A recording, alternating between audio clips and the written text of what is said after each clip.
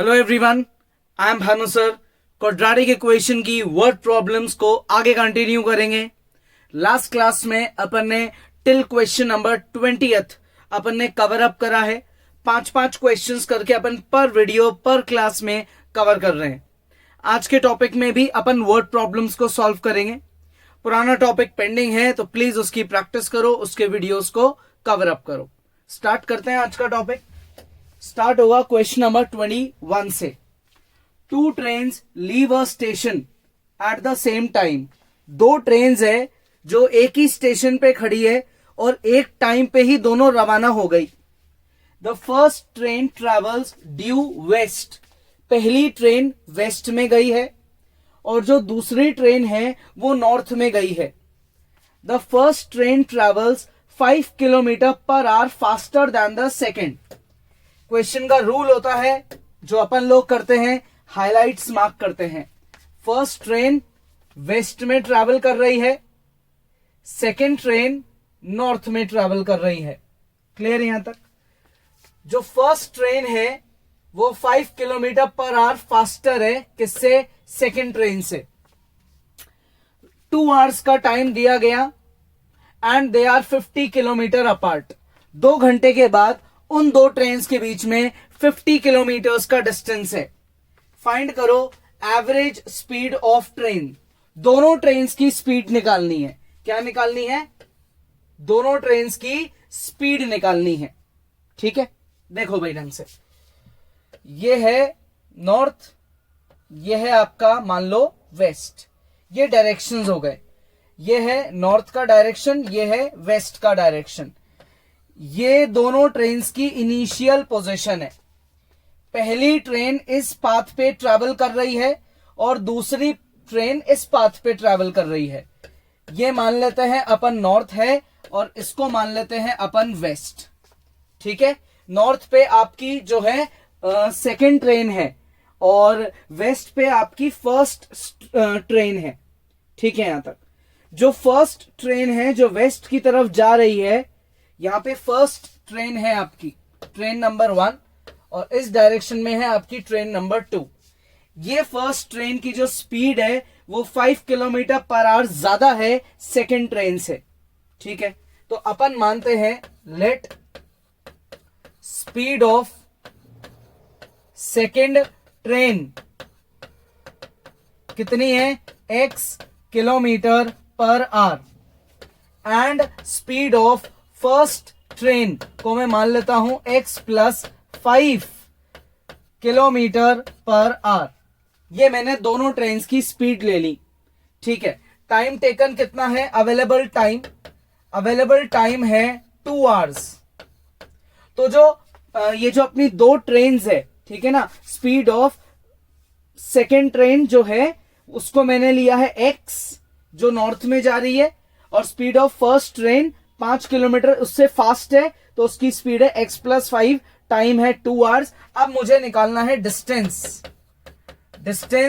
Covered by किसकी? Second train की निकालते हैं। Distance covered by second train कैसे निकालेंगे? डिस्टेंस स्पीड और टाइम को मल्टीप्लाई करके। ये सेकेंड ट्रेन का डिस्टेंस है। Distance covered by first train क्या होगा? Speed multiply by time. ये अपने फर्स्ट ट्रेन का डिस्टेंस है। ठीक है, यहां तक जो फर्स्ट ट्रेन है मान लो 2 घंटे के बाद वो यहां पे पहुंच गई बी पॉइंट पे, और जो सेकेंड ट्रेन है वो 2 घंटे के बाद यहां पहुंच गई अपने सी पॉइंट पे। तो देयरफॉर मैं ये लिख सकता हूं ए से बी फर्स्ट ट्रेन का जो डिस्टेंस है वो है कितना? ट्वाइस ऑफ x प्लस 5 और ए से सी सेकेंड ट्रेन का जो डिस्टेंस है वो कितना है? वो है 2x। दोनों ट्रेन का डिस्टेंस आ गया। अब मैं इसको कर देता हूं ज्वाइन। इसको मैंने कर दिया ज्वाइन। ये इनके बीच का डिस्टेंस है जो कितना गिवन है? 50 किलोमीटर्स। ठीक है, लास्ट चीज मुझे क्या पता है? बी से सी का जो गैप है वो है 50 किलोमीटर्स।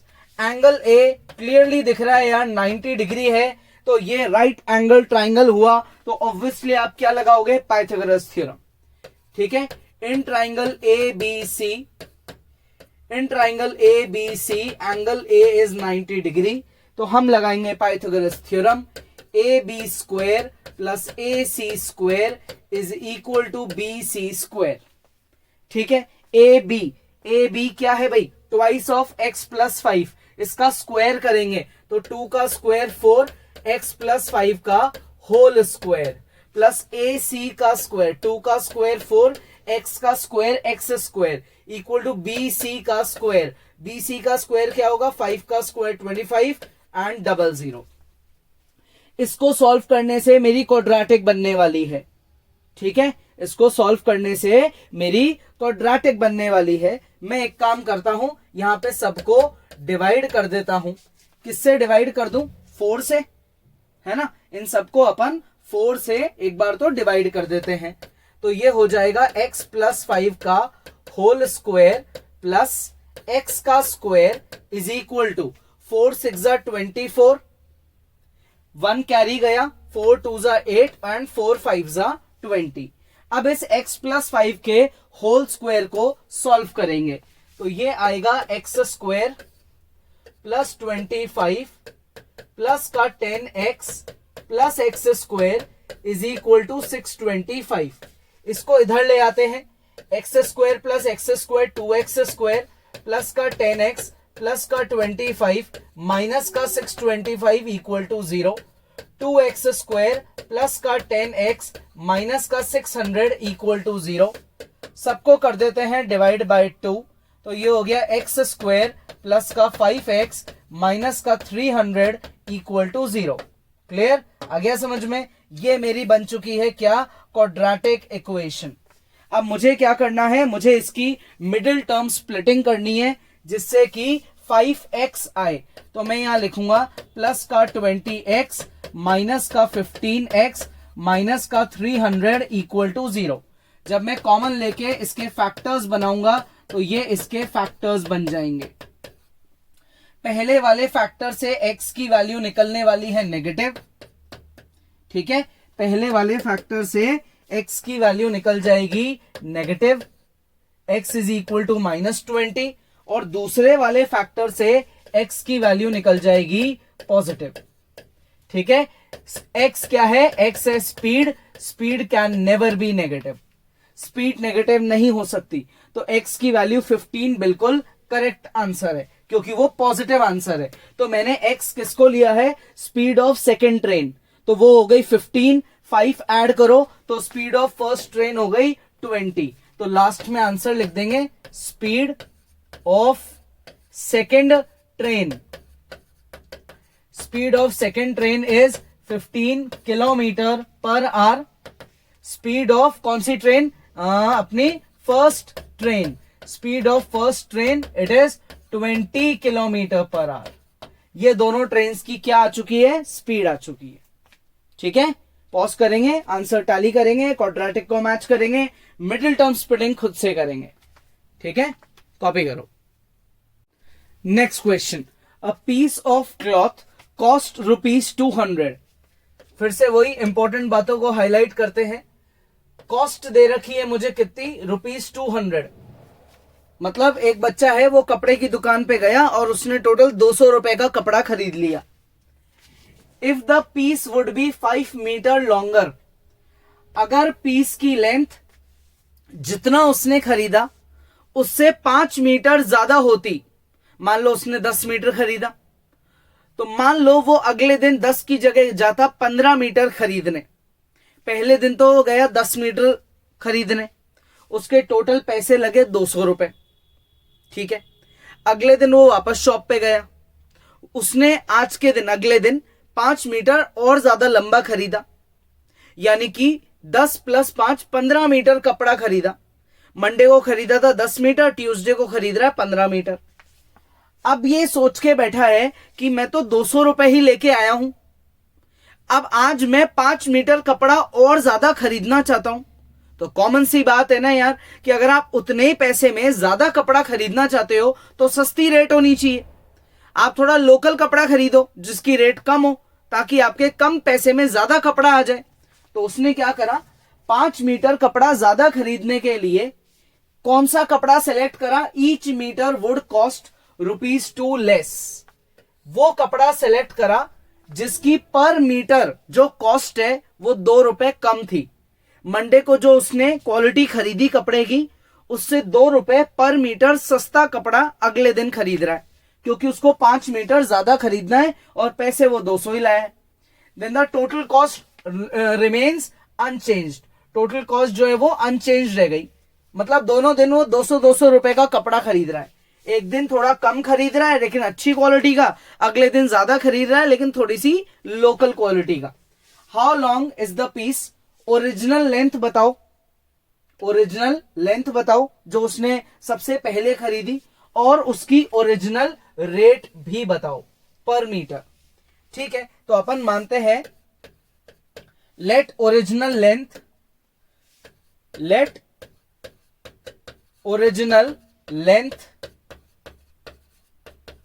को लेते हैं x metre and let original cost per metre ₹y।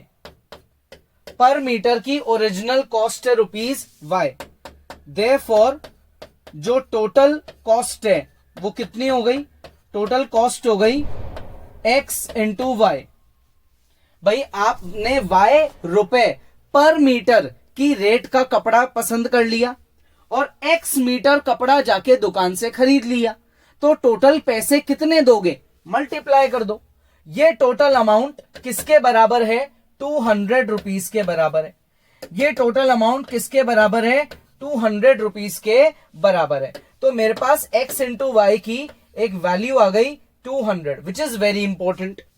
अब मैं चाहूं तो मैं इससे y की वैल्यू भी निकाल सकता हूं। इससे y की वैल्यू निकल जाती है 200 अपॉन x, और मैं इसको एक इक्वेशन भी मार्क कर सकता हूं, जैसे कि इक्वेशन नंबर 1, या इक्वेशन नंबर 1 में इसको ले लेता हूं और इक्वेशन नंबर 2 में इसको ले लेता हूं। हो सकता है मेरे दो काम आ जाए, दोनों चीजें आगे काम आ जाए क्वेश्चन में। अब आगे का क्वेश्चन क्या बोल रहा है कि जो नई लेंथ है कपड़े की वो 5 मीटर ज्यादा है। न्यू लेंथ पुरानी लेंथ से 5 मीटर ज्यादा है। ठीक है यहां तक। And new cost per metre, new cost per metre पुरानी कॉस्ट से ₹2 कम है। न्यू कॉस्ट पर मीटर पुरानी कॉस्ट से ₹2 कम है। ठीक है, इसके बाद भी टोटल चेंज ही नहीं हुआ।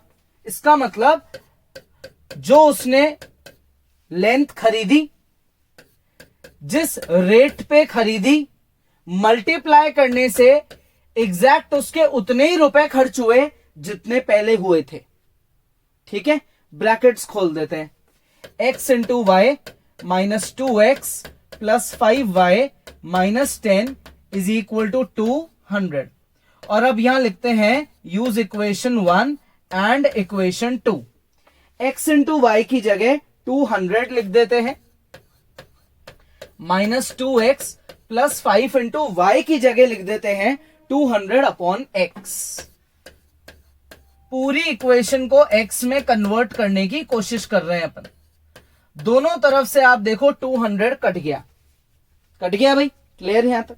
अब क्या करें? अब एक काम करते हैं, यहां पे ये हो गया माइनस का 2x, ये हो गया 1000 अपॉन x प्लस का 1000 अपॉन x और माइनस का 10 इज इक्वल टू 0। ठीक है, अब इस x को कैसे हटाएं?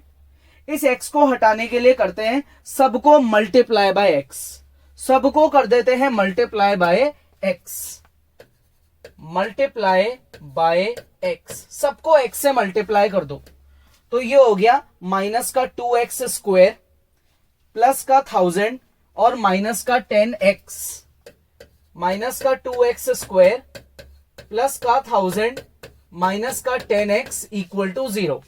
इन सबको उधर ट्रांसफर कर दो, इन सबके साइन बदल दो, क्योंकि एक स्टैंडर्ड क्वाड्रेटिक इक्वेशन वो होती है जिसमें एक्स स्क्वायर का जो कोएफिशिएंट है वो रहे पॉजिटिव।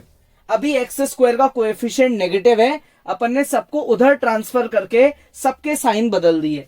अब यहां कर दो सबको divide by 2, x square plus का 5x और ये हो गया माइनस का 500 इज इक्वल टू 0। यहां से चालू होती है क्या, मिडिल टर्म स्प्लिटिंग। अब अपन मिडिल टर्म स्प्लिटिंग करेंगे और किसकी वैल्यू निकालने की कोशिश करेंगे, ऑब्वियसली x की वैल्यू फाइंड करने की कोशिश करेंगे। तो 500 के फैक्टर्स करते हैं इस तरीके से कि बीच में जो 5x है वो दो पार्ट्स में ब्रेक हो जाए। ये ब्रेक हो गया, देखो बहुत इजी है मिडिल टर्म स्प्लिटिंग। इससे एक फैक्टर तो आपका ये बनेगा और दूसरा फैक्टर आपका ये बनेगा। ये दो फैक्टर्स हैं। पहले वाले फैक्टर से x की वैल्यू निकलेगी नेगेटिव और दूसरे वाले फैक्टर से x की वैल्यू क्या निकलेगी, पॉजिटिव। इसको कर देते हैं अपन नॉट पॉसिबल। x नेगेटिव नहीं हो सकता क्योंकि x रिप्रेजेंट करता है लेंथ को। लेंथ कभी नेगेटिव नहीं हो सकती। क्वेश्चन है ओरिजिनल लेंथ निकालो, यानी कि ओरिजिनल x की वैल्यू निकालो और कॉस्ट पर मीटर निकालो, यानी कि y निकालो। y है 200 अपॉन x, ये ध्यान रखना।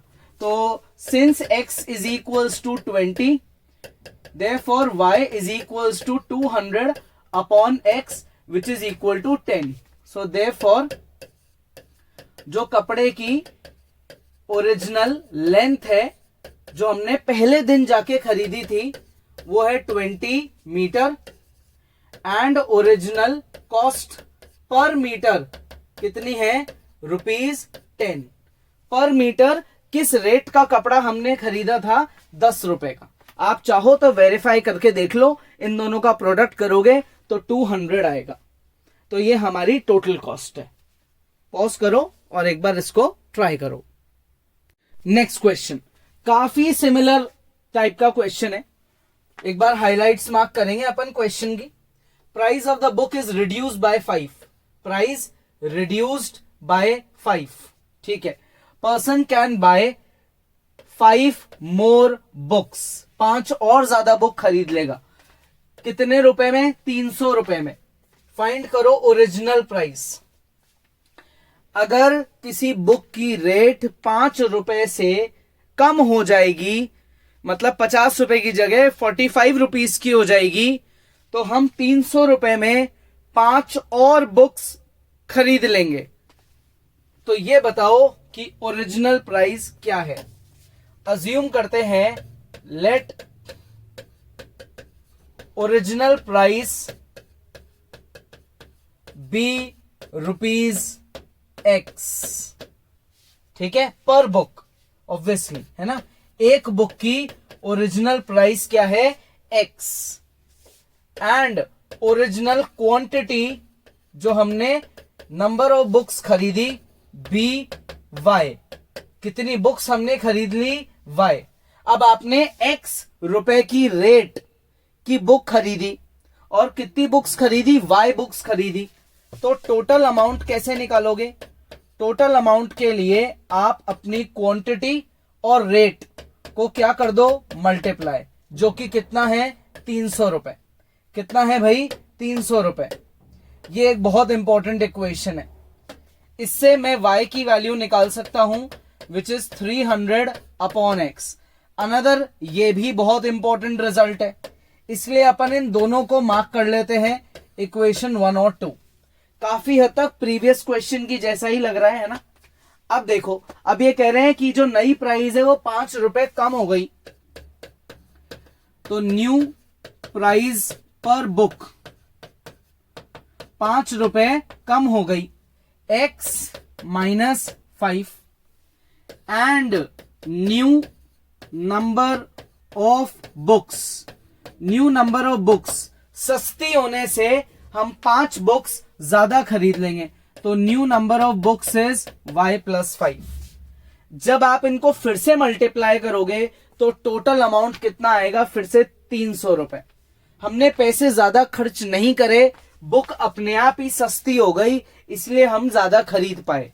सीधी सी बात है, ठीक है। तो ये जो अपनी कॉस्ट है मल्टीप्लाई अपनी क्वांटिटी टोटल बजट अब भी उतना ही है, ठीक है। बुक की रेट कम हो गई इसलिए हमने बुक ज्यादा खरीद ली।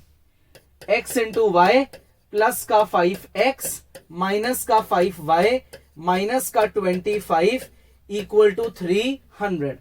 अब यहां कर देते हैं use equation 1 and 2। x into y की जगह 300 प्लस का 5x माइनस का 5, y की वैल्यू क्या है 300 upon x minus 25 is equal to 300। दोनों तरफ से 300 को काट दिया जाएगा। सबको कर दो डिवाइड बाय 5। डिवाइड बाय 5 करने से क्या आएगा, ये हो जाएगा x माइनस ये 5 कट जाएगा तो बचेगा 300 अपॉन x, ये रह जाएगा सिर्फ और सिर्फ 5। सबको कर दो मल्टीप्लाई बाय x। कर दो multiply, x into x x square minus 300 minus का 5x इज इक्वल टू 0, ठीक है।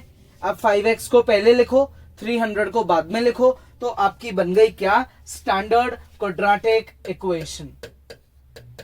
यहां तक के रिजल्ट तक अब आप सबको पहुंच जाना चाहिए। ये अपनी क्वाड्रेटिक इक्वेशन है। चाहो तो एक बार वीडियो पॉज करो और इसको यहां तक खुद से ट्राई करो। अब करते हैं इसकी मिडिल टर्म स्प्लिटिंग। तो ये आएगा एक्स स्क्वायर माइनस का 20x प्लस का 15x minus 300 equal to 0। x minus 20 x plus 15, ये दो फैक्टर्स आ गए। पहले वाले फैक्टर से x की वैल्यू 20, दूसरे वाले से माइनस 15, इसको हम कर देंगे रिजेक्ट। ये रिजेक्ट हो गया। सो देयरफॉर प्राइस पर बुक क्या है, ₹20। एक बुक कितने रुपए की है, 20 रुपए की। ये हमारा फाइनल आंसर है, फाइनल आंसर, ठीक है। क्लियर, इजी है। पॉज करेंगे और एक बार इसको खुद से ट्राई करेंगे। अब आते हैं किस पे, नेक्स्ट क्वेश्चन पे। Chhotu can sell a toy for ₹24। Chhotu ने एक टॉय को बेचा, कितने में, 24 रुपए में, यानी कि ये सेलिंग प्राइस है। एंड गेन हुआ उसको as much percent as the cost price. Gain percent cost price के बराबर है, जितनी कॉस्ट प्राइस है उतनी गेन परसेंट है। तो फाइंड करो कॉस्ट प्राइस क्या है, ठीक है। ऑब्वियसली जो चीज फाइंड करनी होती है उसको अपन x मान लेते हैं। तो अपन यहां मान लेते हैं let cost price be ₹x।